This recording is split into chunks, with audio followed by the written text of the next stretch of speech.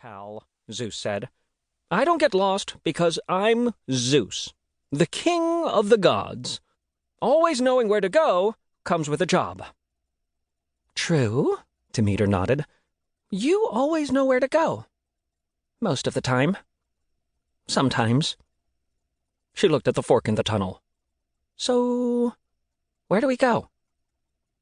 Zeus sniffed at one of the tunnels, then shrugged. "This-a-way." He picked a direction and wandered onward, his gilded laurel wreath crown and the golden thunderbolt emblem on his shoulder gleaming faintly in the dim orange light. Demeter watched him fade into the gloom.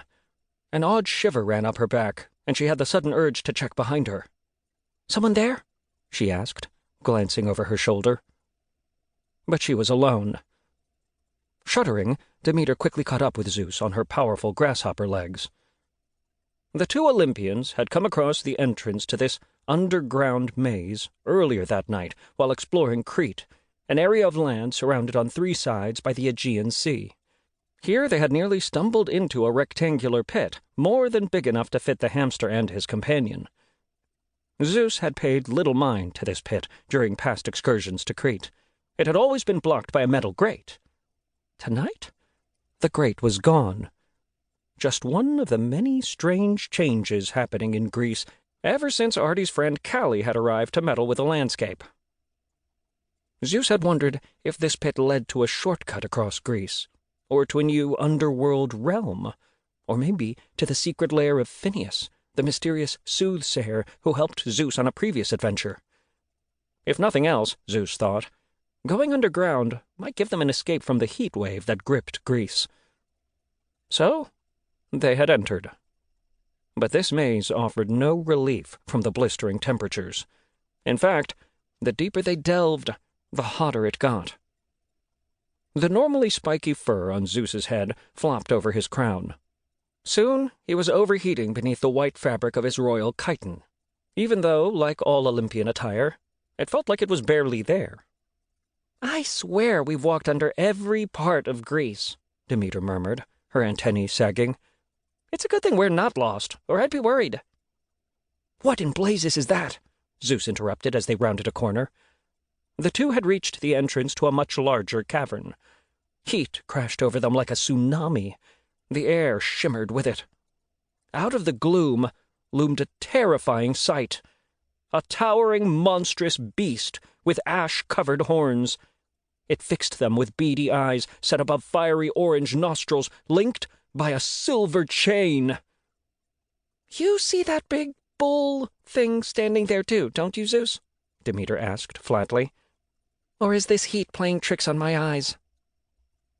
Zeus's head was swimming. He shook it and tried to focus on the monster's eyes, its nostrils, that chain. Then he saw its mouth, locked in a grimace of square teeth shut tight. "I see it," Zeus whispered. "Do you see what I see poking from its teeth?"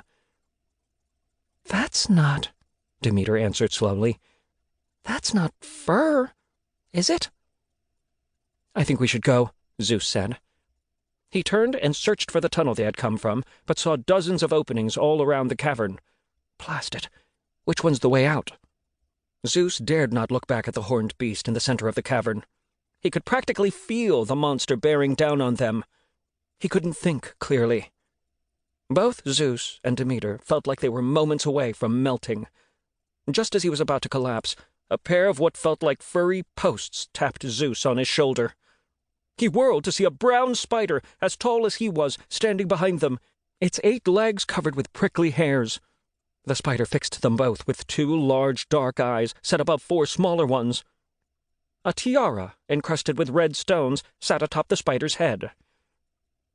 "Now I'm definitely seeing stuff," Demeter muttered.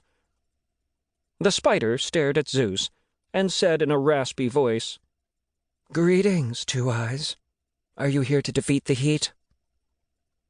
Zeus blinked. "Well, of course I could do that," he stammered, "but honestly, I'm just feeling kind of blah right now. You ever have one of those days?" The spider stared at Zeus with her dark eyes.